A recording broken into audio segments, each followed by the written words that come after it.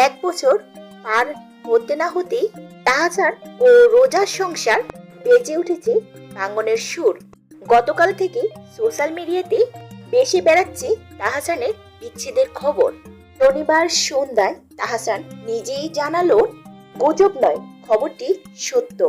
তাহসান বলেন, এই মুহূর্তে ব্যক্তিগত জীবন নিয়ে প্রকাশ্যে কিছু বলতে চাই না, কিন্তু বিবাহবার্ষিক নিয়ে কিছু ভুয়া খবর দেখলাম, আর সেই কারণে বলতে হচ্ছে যে আমরা এখন একসঙ্গে থাকছি না।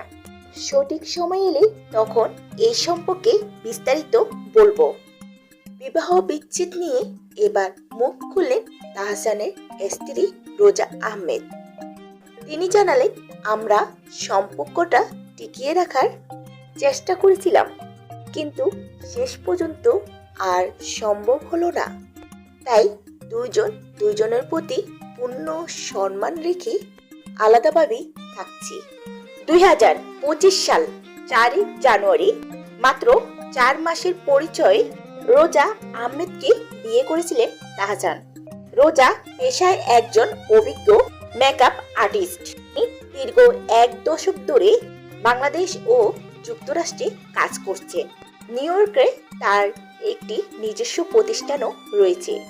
বিয়ের পর তারা সুখে আছেন বলে ধারণা করলেও পরে জানা যায় মাত্র কয়েক মাসের মধ্যেই তাদের মধ্যে দূরত্ব সৃষ্টি হয়। দীর্ঘদিন উজ্জ্বল চলার পর বিচ্ছেদের বিষয়টি স্বীকার করে তাহসান জানান, গত বছরের জুলাই মাসের শেষ দিক থেকে তারা আলাদা থাকছেন।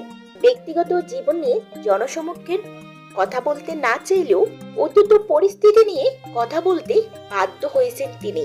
তাহসান বলেন, খবরটি সত্য, আমরা এখন আর একসঙ্গে নেই। সঠিক সময় এলে এই বিষয় বিস্তারিত জানাবো। মূলত বিবাহবার্ষিক নিয়ে সামাজিক যোগাযোগ মাধ্যমে বিভিন্ন ভুয়া খবর নজরে আসায় তিনি সত্যটি প্রকাশ করার সিদ্ধান্ত নেন।